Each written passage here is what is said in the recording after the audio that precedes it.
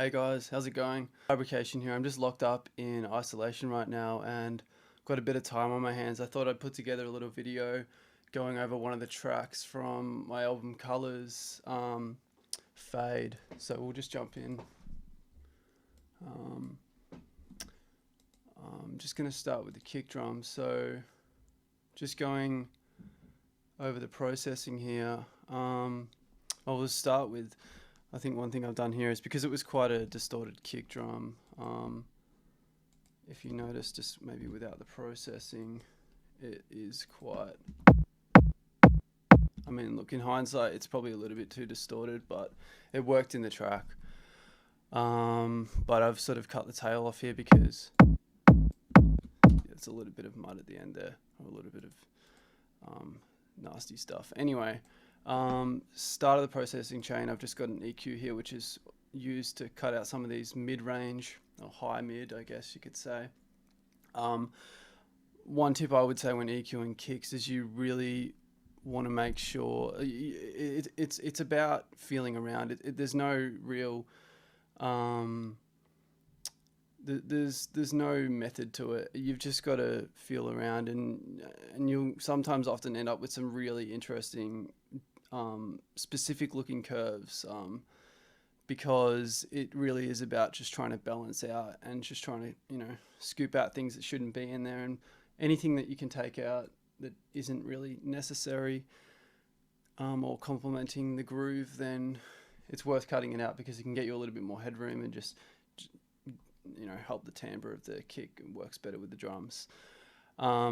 Moving on, I've added a little bit of saturation on a couple plugins with just Ableton Saturator. I don't know how much this is doing, but I think it is. I just can't really hear it on these headphones. So yeah, there's that. Just adding a little bit more grit to it. This high pass filter rack here is just a high pass filter, just to I think I've just used it in my transitions. As you can see, just use it over there. I mean, I normally have this on my master, but I think for whatever reason I had that there. I normally just have that on my master, which I use for intros and, you know, transitions and stuff, just to take energy out and then bring it back in when you get rid of it. So also what I do with my kick drums, I've been doing this for quite a while now. I learned it in some random YouTube tutorial. I can't remember what it was or who it was, but anyway, it's basically just this parallel compression. I've got this compressor on a send, which is quite a heavily heavily compressed signal, which you then cut out all the highs. So you really just want that low end, and what that's there for is to add the weight to the kick, which often when you've got a short kick, because I usually pick kicks that are less than half a beat long, and they're sort of decaying a little bit earlier, so they're not too long, but you can use this to sort of just give yourself a little bit more of that low frequency content, and just extend the tail of the kick. I use it in every track. It's great. I have that on my template. Yeah, so moving on to the bass line. I've got it layered here. So yeah, this is sort of a low mid layer, along with it's the top of the bass line to give it a little bit of a transient, and then here's the low end. So I think what I've done here is I've duplicated this. I do this quite often with my if I'm layering a sound, trying to thicken it up, or just whatever I'm trying to do with it. In this case, I think I was trying to give it a transient. So I often just duplicate the patch and probably just looks like I've pitched it up here, transposed it up, and then just process that differently to sort of bring out some more high-end content, which gives that little bit of a transient on the start of the bass line. And then I've used a separate I've used silent for the sub bass, and then so we can hear that, so that sounds with the kick. And and you can obviously hear it's got a bit of a variation to the timbre of the sound. And what I've done there is I have mapped the velocity to the filter. And what this has allowed me to do is just have this sort of shift in the timbre of the sound. And in, like, because normally you would, I guess, often you would put velocity on volume, but you can put velocity tracking on anything. And in this case, it's just given a little bit more of a shape to the sound. Because you know, I can go in here and change these notes. And one bonus tip I would give to people as well is something I learned, you know, a few years ago, and I've been doing it ever since. When you are working with loops, especially with percussion, keep your loops as small as you can make them. So sometimes I would see people and they've got, you know, the same loop, you know, say if I did this, and, you know, that doesn't need to be like that because it's the same thing. So keep it small. Unless you're having variation, keep it as small as possible because it makes it easier to work with. You're wasting your time. Like if I ever do a hi-hat, it's a 1 beat. If it's an offbeat hi-hat, it's a 1 beat loop. Unless I decide I want to add variation, I keep my loops as small as they can possibly be because it just makes workflow much easier. Because if you want to change anything, then it's changing everything. You're sort of macroing everything, if that's the term that you would use. Also I've got some, I guess, in the bass. I kind of didn't really, I wanted to work around this, but I couldn't really because this unison on the bass line, just, I don't know, the timbre just, I couldn't replicate it without having it like this, because I didn't really want it in the stereo because I thought it might have caused problems, and I think it kind of did, but I kind of had to just work with what I had. But yeah, that stereo on the bass, which sometimes you can put a bass line in the stereo, but then you generally want to cut out, you know, you want to scoop out anything below, I don't know, like 100, 150 out of the stereo because, you know, otherwise you're going to get phase cancellation issues. But without that, I can't hear that on these headphones because, well, I've only got one in, but yeah, it really thins it out and just completely changes the texture of the sound. So moving on to the percussion, these claps that I think they're just 808 claps with layered. Bit of processing on them. Took me, I think I spent a lot of time. I used these claps all throughout the album, and I spent a lot of time just getting the reverbs right. I think that's the thing with claps and just with percussion fills in general. Like, you really need to be getting the reverb right, just the space. That's the and also I guess the EQ as well, just to shape the where it's supposed to be sitting in the track, because they've got a bit of space. Yeah, that took me a long time to get that right, just play around. Here I've just got this clav, I think you would call it. I think that's how you pronounce it. Use that quite a bit throughout the album. Just gives it a bit of a knock to the groove. Percussion. So I always group, from now on, I always group my percussion being generally anything that isn't a kick drum. I often don't put my clap in there, as in, you know, my 2/4 clap. I often don't put that in there because it usually, because I'll compress, I'll use like drum bus, and an overdrive on there, and sometimes that can affect the signal when it's being compressed in here as well. But it's worked in this, I guess, so that's fine. But I will group everything like that just so I can. I mean, this processing is quite heavy. Like it's giving it a bunch of grit, and it's squashing it as well. And as you can see here, I've used the dry wet knob. This is one of my favorite stock plugins in Ableton now, because it just works on everything. Like, it just can give so much character to a sound and really beef things up, especially with percussion. I always use it on percussion now. And yeah, the overdrive just can just add that little bit more grit on top as well. Yeah, so I don't think there's really anything to go into here. Oh, with claps. So with my claps, I usually, the way I EQ them is, because I often don't like claps when they're got the full spectrum, especially the top end. I don't know, they sound a little bit too bright. I don't know. So I really like claps that, you know, sit around here. So I sort of bandpass them with an EQ8.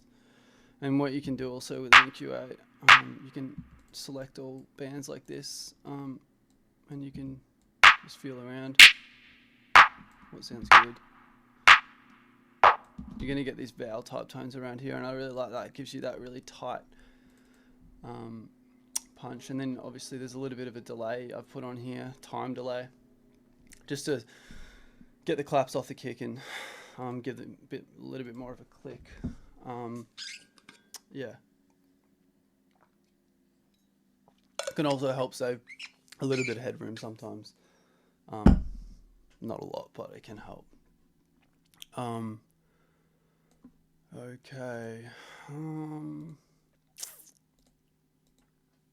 What have I got?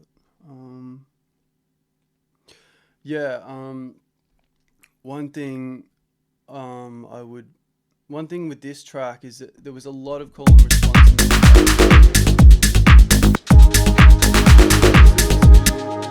all these drums, and there's a lot of call and response in the drums.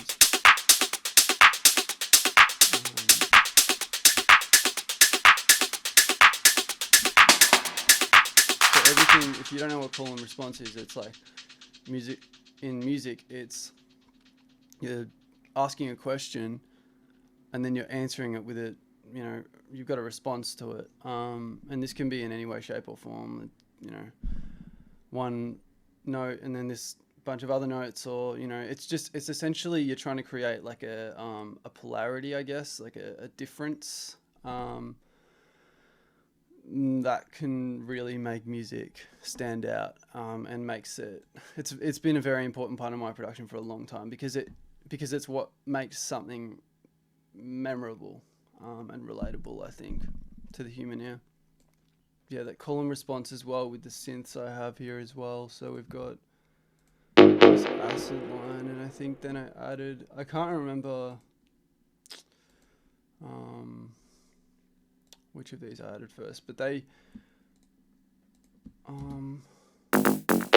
so you can hear there, this is all sort of speaking to each other. I think I added the track last.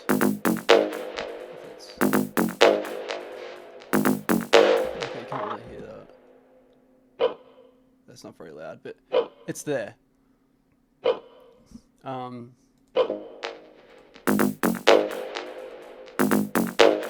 And that's all just speaking to each other. And then also with this acid line that I made in Serum, I already had this resonant peak that I'd put here on this EQ here, and I was like, you know, it has a certain timbre to it, which I can modulate with this frequency knob, which I've then used an automation here to sort of build suspense. It's almost like it's going up a pitch.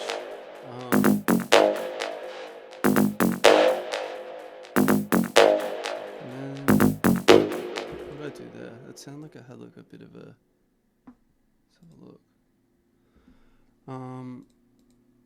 Okay, so I've automated I've got a reverb send here. This is something I used to do. I don't really do it that often anymore, but you just automate a reverb send, so then it has like this, it just only sends it there, and I don't know, it just gives it a little bit more variation, I guess. And it's quite a short reverb, I think. Okay, so to the breakdown. Yeah, this breakdown was an interesting one because I really just did not know what to do with this track because it was so heavy, but I just didn't want to keep it going the whole way through because it was too much. So it needed a breakdown of some sort, and I knew I had this old track called Dust Pig, which I think there's like 4 or 5 versions, and I've now finished it completely. But in one of those versions, I had this really nice chord progression that I made in Serum. I mean, the funny thing is when you open most of my patches up in Serum, it's just saw waves with very, very little. I mean, there's quite a bit of macroing here, but there's not. I mean, they're just saw waves. Often sound design is more about the modulation than anything else. Not, nothing too fancy as far as,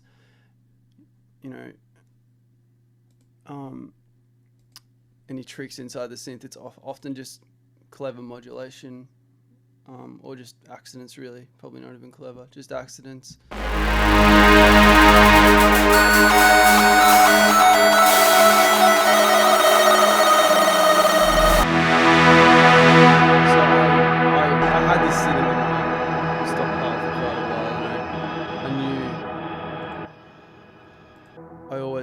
To use it. I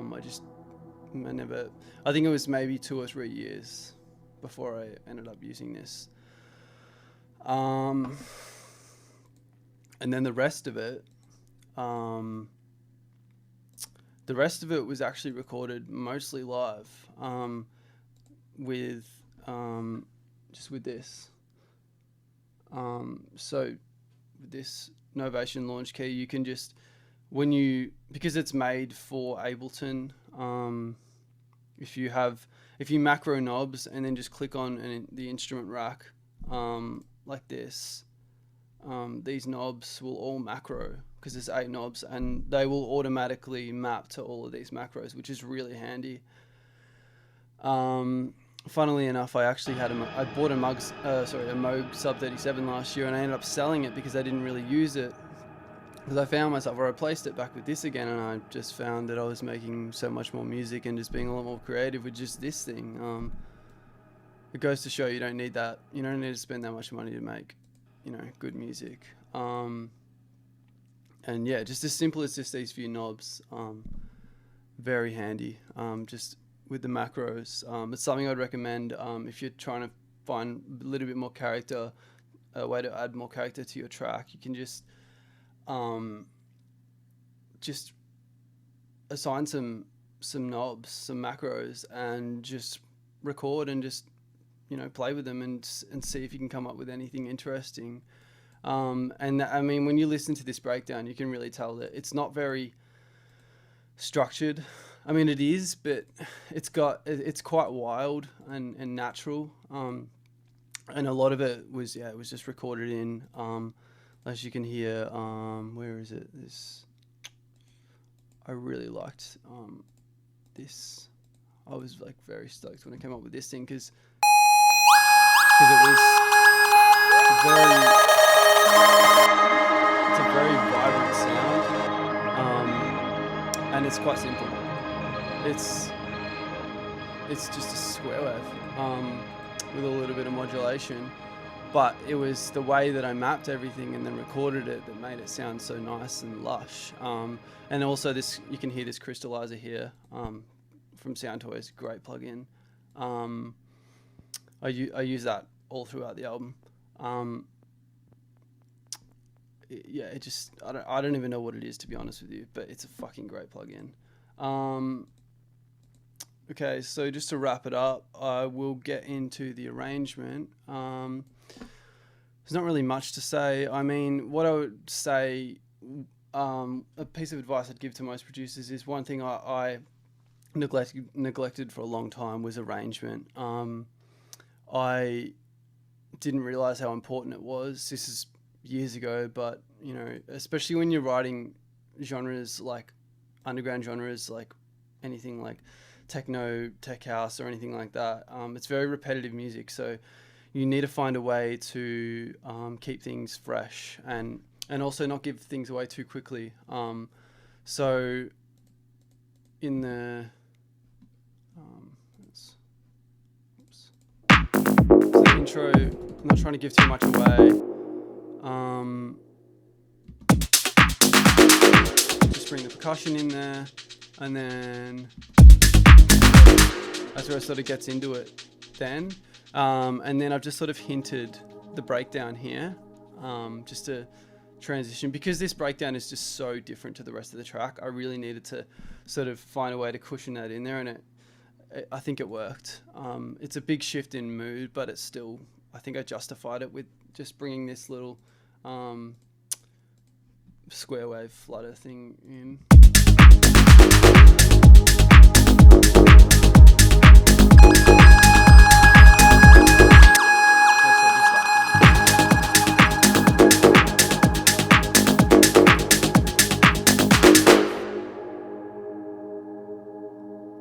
So that's pretty much it. I'm going to wrap that up there. Just wanted to say thanks to everyone that supported the album. It turned out a lot better than I expected. I hope this has been helpful. I hope you've learned a thing or two. If you haven't already, just check out my website. I've got some sample packs on there. I'm also offering mixing and mastering now, if you're interested. Otherwise, just keep your eye out, because I'm going to keep uploading more content to this website, given I've got a lot more time on my hands now. So, thanks.